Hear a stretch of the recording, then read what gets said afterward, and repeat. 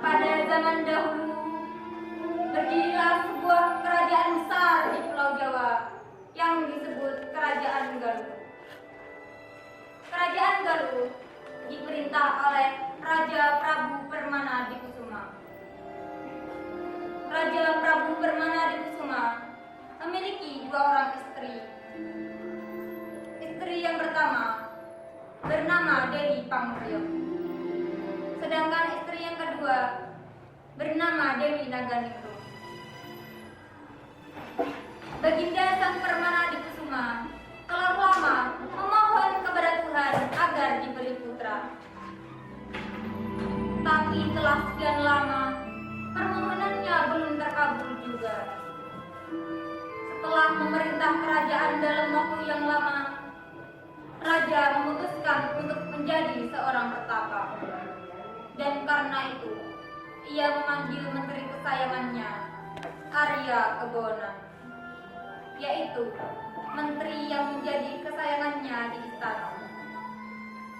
Pada suatu hari, datanglah Arya Kebonan untuk menghadap kepada sang raja.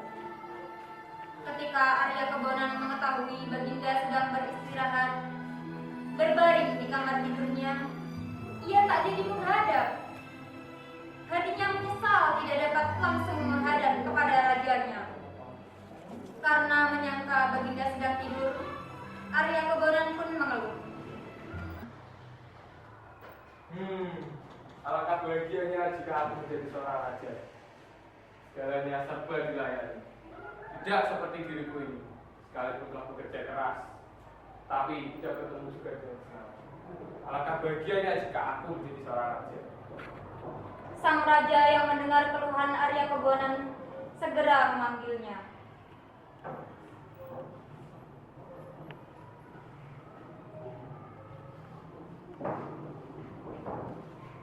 Apakah kau ingin menjadi raja, Arya Kebonan?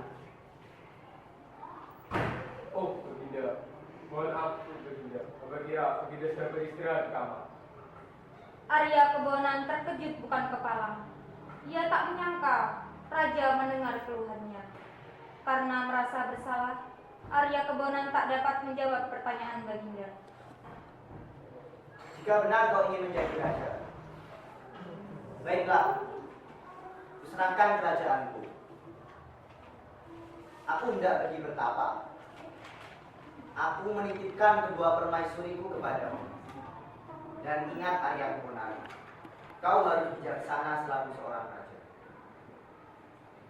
Mohon ampun tuanku atas kesalahan yang lalu. Tapi jika sekiranya Baginda percaya dan merasa sanggup menanyakan kerajaan Galuh tanpa kepada hamba, sudah tentu hamba akan ikuti pesan Baginda. Baiklah, jika kau bersedia dan merasa sanggup, mulai malam ini kuserahkan kerajaanku. Namamu sekarang berganti menjadi Raden Galuh Permawijaya Kusuma. Setelah serah terima, Baginda segera bersemedi dan lenyaplah Baginda dari hadapan. Di kemudian hari, Raja Sang Permana Dikusuma menjadi seorang Brahmana bernama Ajar Sukarsi. Arya Kebonan sangat gembira. Ia berganti nama menjadi Raden Galuh Permawijaya Kusuma. Sekarang ia telah menjadi raja yang kaya. Sedangkan lengser kawannya sesama menteri sekarang harus menyembah kepadanya.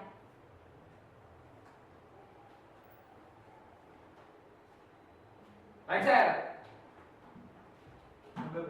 Sekarang juga kau harus memukul gong dan umumkan kepada rakyat bahwa sang Raja Permana Dikusuma telah muda kembali.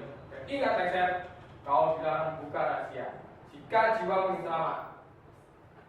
Baik Baginda, bisa saya laksanakan.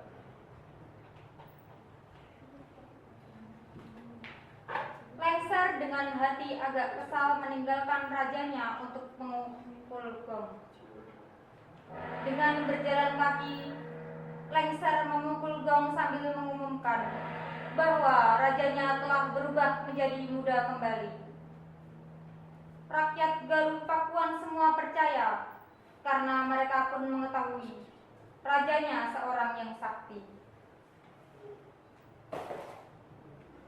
Raja Galuh Pakuan yang baru merasa dirinya berkuasa. Ia telah lupa pada pesan-pesan sang Permana di Kusuma. Tindakannya sangat kejam. Pada suatu hari, Dewi Naganingrum dan Dewi Pangrayap telah datang menghadap.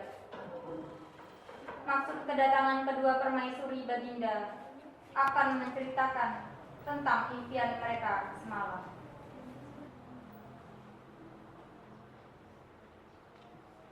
Ampun Baginda, tadi malam kami bermimpi. Mimpi kami berdua ternyata sama. Kami bermimpi kejatuhan bulan. Bulan itu jatuh ke atas papan kami. Dan menurut seorang bernama yang bernama Ajar Sukarsi, kami berdua akan mendapat putra. Apa? Tidak mungkin. Tidak mungkin. Selama ini, aku tidak bersalah memperlakukan kedua ratu sebagai istri-istri raja. Lengser. Segera panggil Ajar Sukarsi untuk menghadapku sekarang juga. Baik, Baginda Prabu. Baginda yang hendak mempermalukan Ajar Sukarsi telah siap-siap dengan tipu dayanya. Baginda telah menyuruh kedua permaisurinya memasang kuali pada perutnya agar tampak seperti sedang mengandung.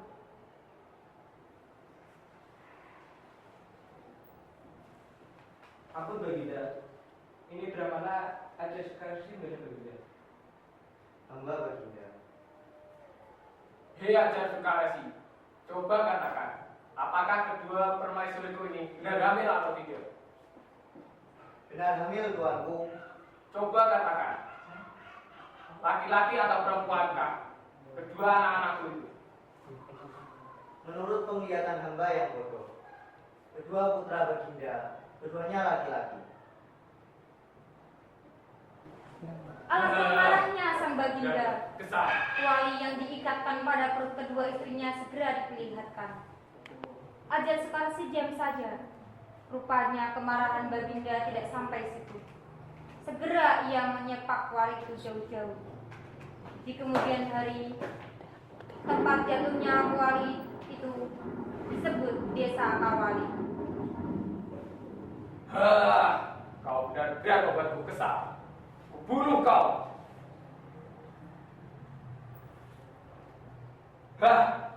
Kenapa kerisku malah bengkok? Apakah Baginda berkehendak aku mati? Jika benar begitu, baiklah, hamba akan mati. Ki Ajar Sukarsi segera bersemedi. Tubuhnya segera jatuh ke lantai. Sedangkan nyawanya kembali ke Gunung Padang. Kenapa kau menangis, Dinda? Apa yang membuatmu bersedih hingga kau menangis seperti ini? Bersedih Baginda.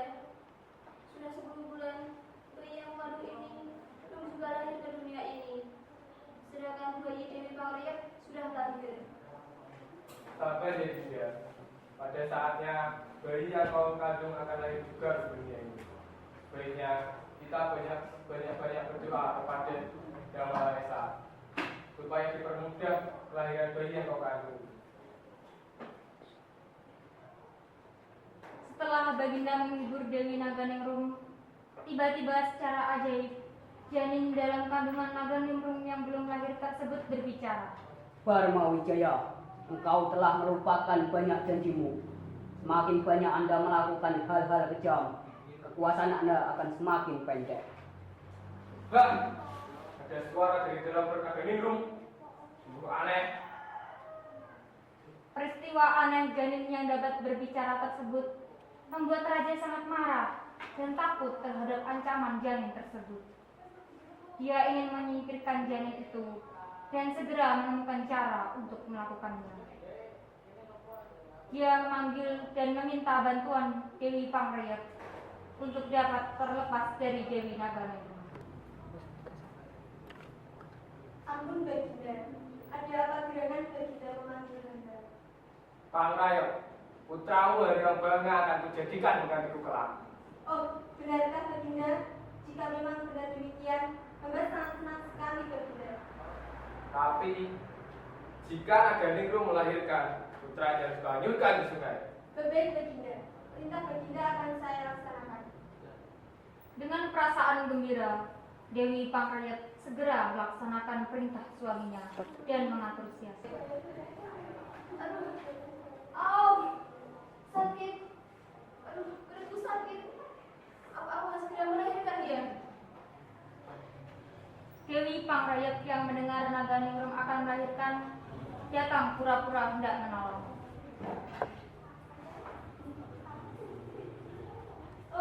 Oh Naganingrum, kau akan melahirkan. Anakmu akan segera lahir. Lalu aku akan melahirkan. Pangrayat segera beraksi. Naganingrum belum tahu cara-cara orang yang melahirkan. Telinganya ditutup dengan kapas, sedangkan matanya ditutup dengan malam pelekat. Tangannya diikat. Naganingrum yang tidak mengerti menurut saja. Tak berapa lama, Naganingrum melahirkan seorang anak laki-laki yang mengorek pasasnya. Bayi tersebut cepat-cepat dimasukkan ke dalam kandaga oleh Dewi Panggrayat. Kandaga ini diberi sebutir telur ayam. Setelah itu, kandaga bayi dihanyutkan di sungai Citandui. Sedangkan pengganti bayi yang dilaporkan kepada raja adalah seekor anak anjing. Ampun Baginda, hamba baru saja membantu Dewi Naganingrum melahirkan Baginda. Dan ternyata Naganingrum melahirkan seekor anak anjing Baginda. Apa? Naganingrum melahirkan bayi anjing? Mempermalukan. Lengser! Hamba Baginda segera bunuh Dewi Naganingrum. Peristiwa ini pasti akan jadi aib bagi kerajaan. Baik Baginda, tetap Baginda segera saya laksanakan.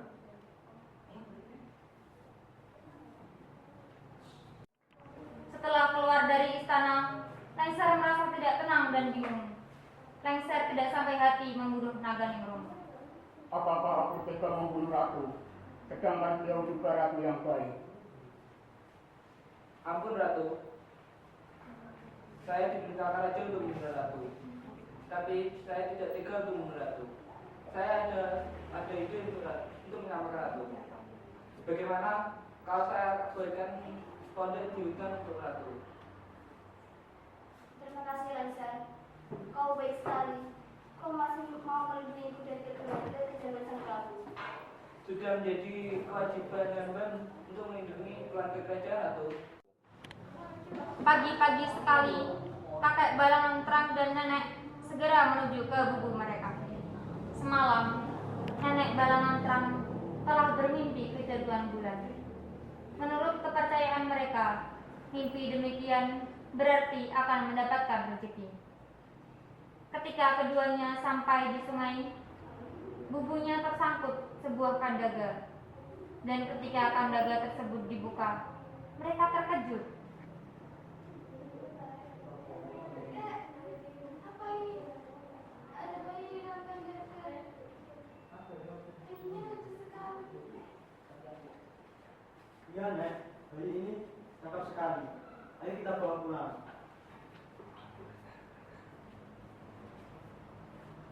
Kakek dan nenek Balangan Terang senang sekali.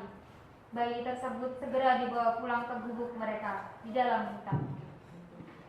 Bayi yang cakap itu mendapat perawatan penuh kasih sayang. Tidak mengherankan jika bayi itu tumbuh dengan sehat. Beberapa tahun kemudian, bayi yang ditemukan di dalam sungai sekarang telah berusia 7 tahun. Kakek dan nenek sangat sayang kepadanya. Pada suatu hari, anak tersebut ikut kakek Balangan Terang mencari kayu bakar. Kayu tersebut akan dijual ke kota. Ketika kakek sedang asik membelah kayu, anak si kakek mendengar seekor burung sedang berkicau.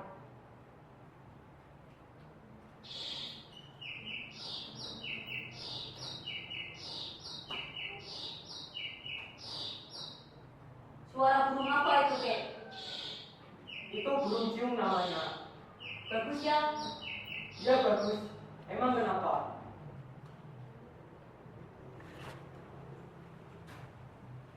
Anak itu masih terdiam sambil melihat pada sebuah pohon. Dilihatnya seekor binatang melompat-lompat yang tak dikenal anak itu. Kemudian ia bertanya lagi kepada kakek. Binatang apakah itu, Kek? Itu wanara. Alangkah bagusnya jika nama kedua binatang itu dijadikan nama, Kek. Oh iya, bagus. Bagus sekali. Jadi namamu Ciung Wanara. Setelah mendapat kayu yang cukup banyak, pulanglah keduanya bersama-sama. Pada suatu hari, Ciung Wanara meminta seekor ayam adu kepada kakek Balangan Terang. Kakek, minta ayam madu ya, Kek. Apa? Kamu minta ayam adu? Kakek kan tidak punya ayam adu. Mana ya? Kakek berpikir sejenak karena sangat menyesal tidak dapat memenuhi permintaan Ciung Wanara.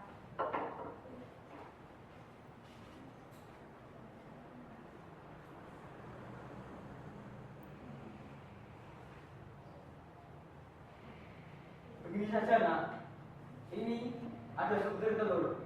Hanya ini yang kita miliki. Telur? Kok telur? Telur apa, Kek? Telur ini adalah telur yang dihadirkan bersama-sama ketika kau masih dalam kandang. Untuk menetaskan telur ini, pergilah kau ke Gunung Padang dan mintalah bantuan Nagawiro. Oh, iya ya, Kek. Terima kasih, Kek. Aku akan segera melaksanakan nasihatmu. Ciung Wanara sangat senang mendengar petunjuk kakek dan segera berangkat ke Gunung Padang mencari Nagawiro. Setelah telur menetas dan menjadi seekor ayam jago, Ciung Wanara senang sekali.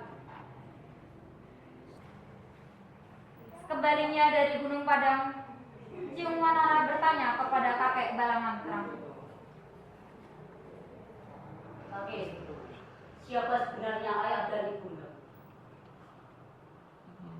Gimana ya aku jawab pertanyaan bocah ini? Tapi bagaimanapun bocah ini harus tahu asal-usul dia. Kok diam saja bertanya, Kek? Siapa sebenarnya ayah dari ibuku? Ciung, ayah andamu bernama Sang Parmana Kusuma, Raja dari Pakuan. Ayahku seorang raja, Kek. Betul nak, ayahmu adalah keturunan bangsa Galuh. Kalau begitu, aku ingin pergi ke istana untuk menemui Raja Galuh. Kakek, nenek, aku pamit dulu ya. Aku akan segera kembali menjemput kakek dan nenek setelah semua urusanmu selesai. Baiklah nak, kalau begitu jaga dirimu baik-baik. Kakek dan nenek sangat sedih ditinggalkan anak asuhannya yang telah mereka rawat dan mereka sayangi selama ini. Setelah menerima restu dan membawa ayam adunya, Ciung Wanara berangkat menuju negeri Galuh Pakuan. Hei pemuda, jangan buat keributan di balik sekarang. Kalau kajian di mana, kau kasih alih dunia. Aku ingin menghadap pemuda. Kata, aku Ciung Wanara ingin menghadap pemuda. Berhenti. Baik. Apa menyampaikannya? Kamu berbeda. Ada seorang pemuda sama yang buat keributan di balik sekarang. Apa? Berani-beraninya pemuda itu mengacau membuat keributan di depan istana. Suruh dia menghadapku sekarang juga. Baik, tidak.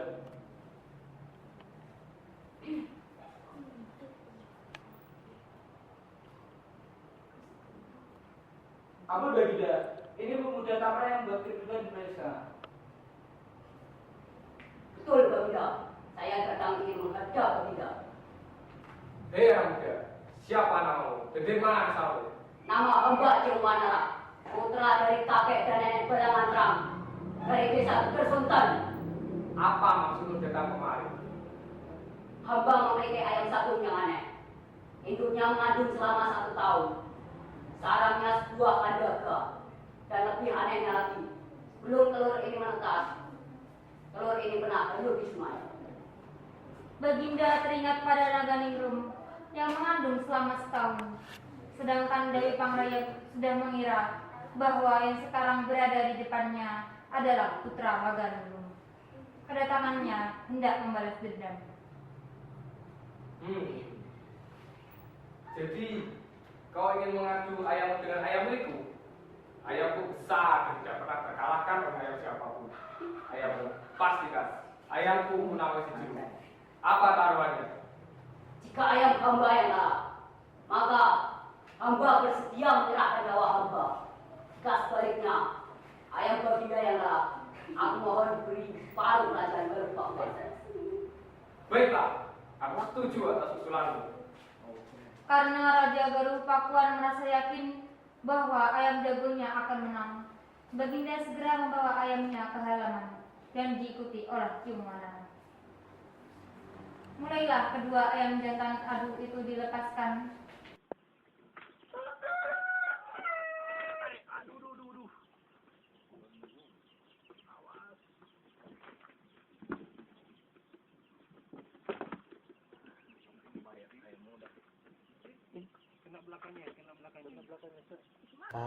Kurang ajar. Ayamku mati dihajar ayam Ciung Wanara. Bagaimana aku harus terima kekalahan ini dan kupenuhi janjiku? Baiklah, kupenuhi janjiku yang telah dipersetujui. Kuserahkan separuh kerajaan pada Ciung Wanara, negara sebelah barat, sedangkan sebelah timur serahkan pada Riobanga putraku. Dan masing-masing dari kalian kuberi gelar Prabu. Pada suatu hari, Ciung Wanara telah membuat penjara untuk mengurung orang-orang jahat.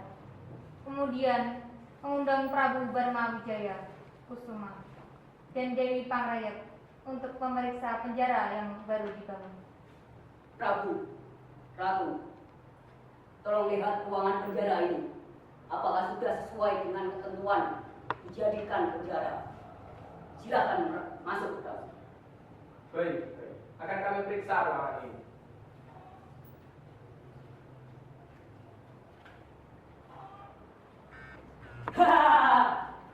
Bagus.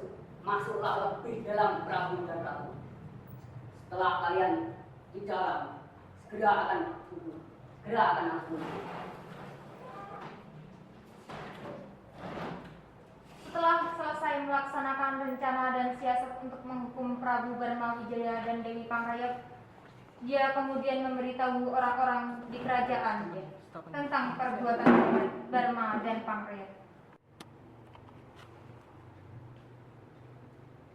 Wahai rakyat Galuh Pakuan, dengarkanlah bahwa raja kalian, Barma Wijaya dan Dewi Pangrayat yang kejam, kini telah menghuni penjara istana. Orang-orang pun bersorak. Syukurlah, pasti negara kita sekarang akan menjadi aman, tentram, dan sejahtera.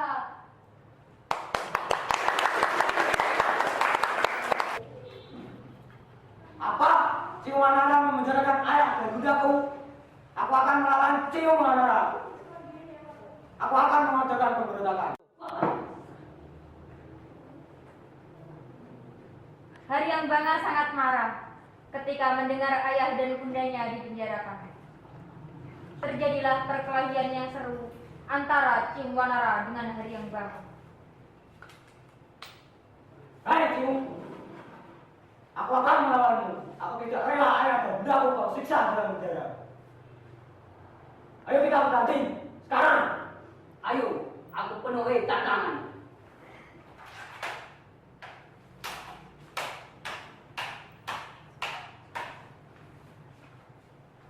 Ciung Wanara, Haryambanga, hentikan pertempuran ini. Paman ingin memerangi saudara sendiri. Kalian berdua adalah saudara. Kalian berdua adalah putraku yang memerintahkan di negeri ini. Ciung Wanara di Galuh dan Haryambanga di timur Sungai Brebes. Dan semoga sungai itu menjadi batas wilayah kekuasaan kalian, yang mengubah namanya dari Sungai Brebes menjadi Sungai Pamali untuk mengingatkan kalian berdua, Pamali memerangi saudara sendiri. Biarlah Dewi Pangrayat dan Barma Wijaya yang dulunya Arya Kebunan dipenjara karena dosa mereka. Setelah mendengar penjelasan ayahanda, Cium segera menjemput kakek dan nenek barangan perang. Mereka semua hidup berbahagia di dalam istana, yang kemudian bernama Pakuan Pajajaran. Dan sejak itu pula, nama Sungai Pamali dikenal sebagai Cipamali dalam bahasa Sunda, atau Kali Pamali dalam bahasa Jawa. Pamali yang artinya tabu atau dilarang dalam bahasa Sunda dan Jawa.